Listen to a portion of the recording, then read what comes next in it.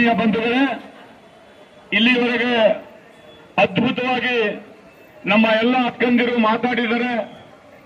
ವಿಶೇಷವಾಗಿ ನಮ್ಮ ಮಹಿಳಾ ಇದರಲ್ಲಿ ನಮ್ಮ ವಿಜಯಲಕ್ಷ್ಮಿ ಅಕ್ಕವರು, ಬಾಳಿ ಅಕ್ಕವರು ತಾವು ಮುಂದೆ ನಿಂತು ಯಾವ ರೀತಿ 12ನೇ ಶತಮಾನದಲ್ಲಿ ಕಲ್ಯಾಣದ ಶರಣರಿಗೆ ಆ ಒಂದು ಸಂದಿಗ್ಧ ಪರಿಸ್ಥಿತಿ ಬಂದಾಗ ಅಕ್ಕ ನಾಗಮ್ಮನ ನೇತೃತ್ವದಲ್ಲಿ ಖಡ್ಗವನ್ನು ಹಿಡಿದು ಹೋರಾಟ ಮಾಡಿರ್ತಕ್ಕಂಥ ಇದು ಲಿಂಗಾಯತ ಸಮಾಜ.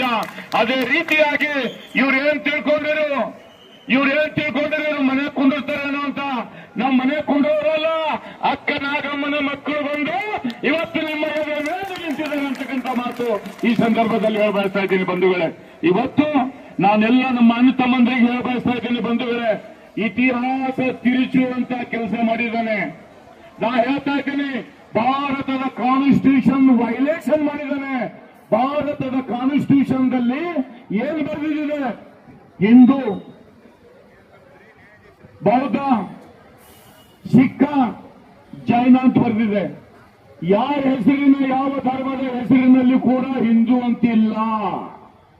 ನೀನ್ ನಮಗೆ ಯಾಕೆ ಹಿಂದೂ ಅಂತ ಹಚ್ಚಿದೆ? ನಿನಗೆ ಯಾರು ಅಧಿಕಾರ ಕೊಟ್ಟಿರೋದು ಹಿಂದೂ ಅಂತ ಹೇಳಿ? ನಮ್ಮ ಸಂಸ್ಕೃತಿ ಇದೆ.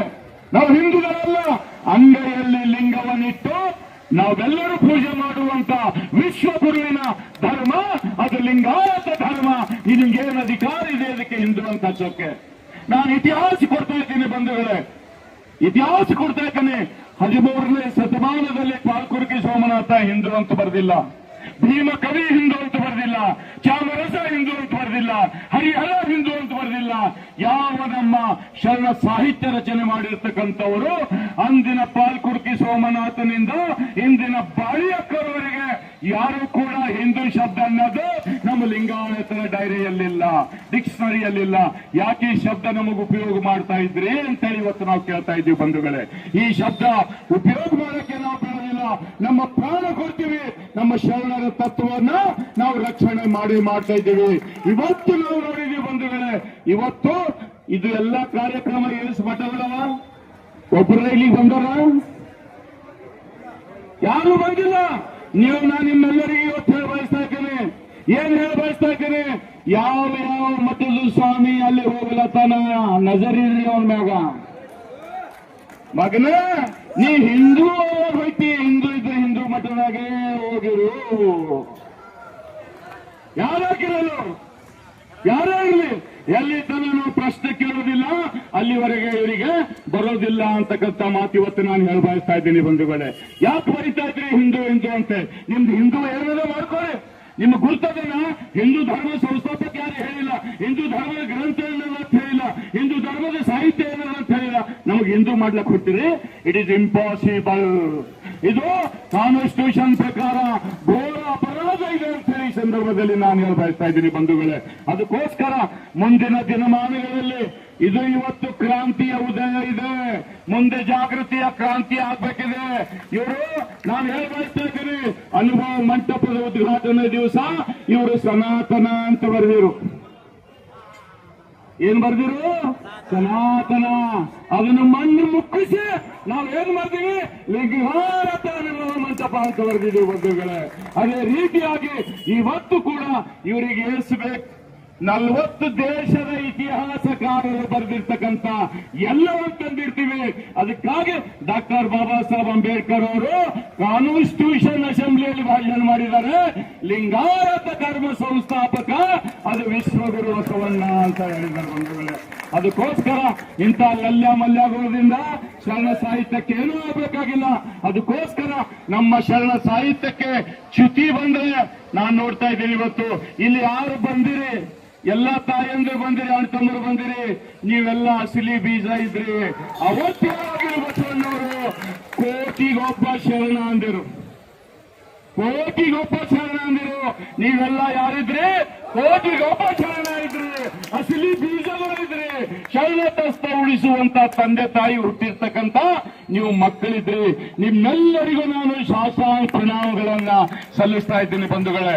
ಅದಕ್ಕೋಸ್ಕರ ನಮ್ಮ ಕಾನೂನನ್ನು ಯಾರು ಮೆಟ್ಟಿ ನಿಲ್ತಾರೆ ಅವರಿಗೆ ನಾವು ಮುಂದೆ ಬಿಡೋದಿಲ್ಲ ಅಂತಕ್ಕಂಥ ಮಾತು ಇವತ್ತು ನಾವು. ಮತ್ತೆ ಇನ್ನೊಂದು ಮಾತು ನಾನು ಯಾವಾಗ್ತಾ ಇದ್ದೀನಿ, ನಮ್ಮ ಸಣ್ಣ ಸಣ್ಣ ಮಕ್ಕಳೆಲ್ಲ ಕೈದಾಗ ಜೆಂಡ ತಗೊಂಡು ಜೈ ಅಂತಲ್ಲತಾವ, ನಾ ಮುಂದಿನ ಅಂಬಲ್ಲ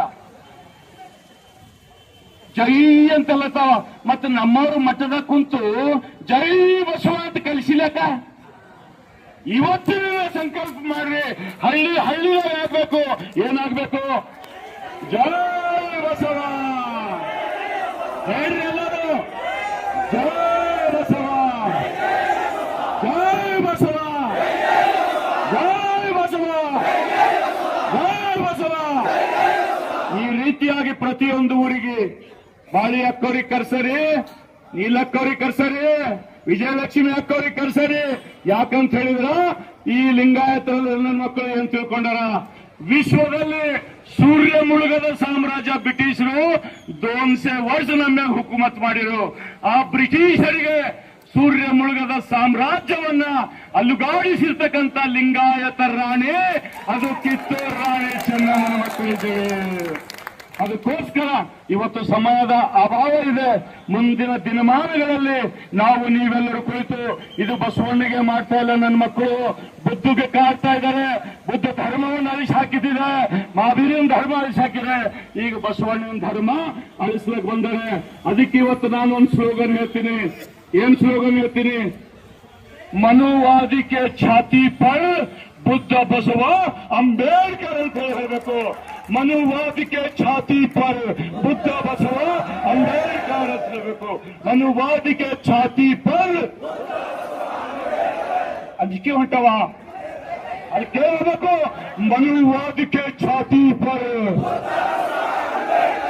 ಮನುವಾದಿ ಕೆ ಛಾತಿ ಪರ್, ಮನುವಾದಿ ಕೆ ಛಾತಿ ಪರ್. ಅದಕ್ಕಾಗಿ ನೀವೆಲ್ಲರೂ ಏನ್ ಬಂದಿರಿ, ರಾಶಿ ಮಾಡಿದ ಅಸಲಿ ತೆನಿ ತೆಗೆದಿರ್ತಾರ. ಅಸಲಿ ಬಸವ ಭಕ್ತರಿದ್ರಿ. ನಮ್ಮ ಬುಳ್ಳ ಅನ್ನೋರು ಯಾವನು ಬಂದಿಲ್ಲ, ಏನಾರು ಮಾಡು ಅಂತ ಹೇಳಿ ಕಳಿಸಿ ನಮ್ಮ ಹುಡುಗರಿಗೆಲ್ಲ ಏನ್ ಬೇಕಾದ್ರೆ ಎಲ್ಲ ನಾ ದಾರಿ ಎರಿತೀನಿ ಅಂತ ಹೇಳ್ಯಾರೆ ನಮ್ಮ ಬುಳ್ಳ ಅನ್ನ. ಅದಕ್ಕೆ ನಾನು ಹೇಳ್ತೀನಿ, ವೀರ ಬುಳ್ಳ ಬಸವರಾಜ್ ಅವರಿಗೆ ಅದಕ್ಕೋಸ್ಕರ ಇನ್ನು ಮುಂದೆ ಸಮಯ ಆಗಿದೆ.